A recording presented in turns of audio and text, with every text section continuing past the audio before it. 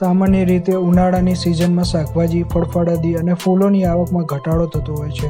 ત્યારે અમદાવાદ એપીએમસી માર્કેટમાં આવેલા ફ્રૂટ બજારમાં આજે મોટાભાગના ફળોની આવકમાં ઘટાડો થતાં તેના ભાવમાં વધારો જોવા મળ્યો છે. જેમાં ફળોના ભાવમાં સરેરાશ 5 થી 50 રૂપિયાનો વધારો કરવાની વેપારીઓને ફરજ પડી હતી.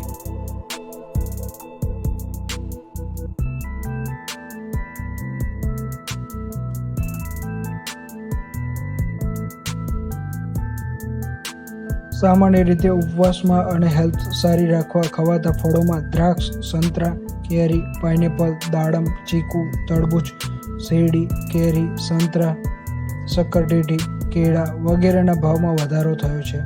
જો કે કાળઝાળ ગરમીને લીધે ફળોને વધુ સમય સુધી સાચવી રાખી શકાતા નથી.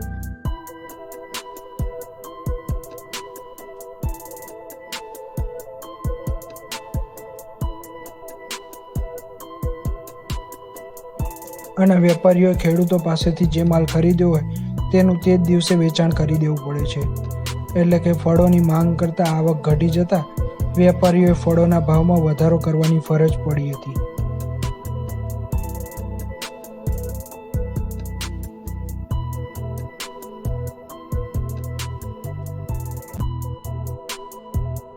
ફળોના વેપારીઓ સાથે વાત કરતા જણાવ્યું હતું કે ફળોના ભાવમાં થતો ફેરફાર ટ્રાન્સપોર્ટ ચાર્જમાં થતી વધઘટ, ફળના પાકને જરૂરી ખાતર પાણીનો ખર્ચ, ફળોનો જથ્થો અને માંગ વગેરેના આધારે નક્કી કરવામાં આવે છે. પરંતુ અઠવાડિયે પહેલાંના ફળોના ભાવ કરતાં આજે ફળોની આવકમાં ઘટાડો થયો છે. જેના લીધે વેપારીઓએ ફળોના ભાવમાં વધારો કરવાની ફરજ પડી હતી.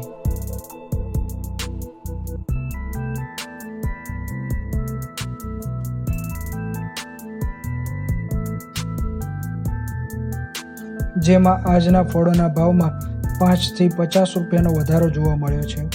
ઉલ્લેખનીય છે કે ચોમાસાની સિઝન શરૂ થતાની સાથે ફળો સસ્તા બની શકે છે તથા આવનારા દિવસોમાં હજુ ગરમીનું પ્રમાણ વધશે તો ફળોના ભાવ પણ ઘટવાને બદલે વધુ મોંઘા બની શકે છે.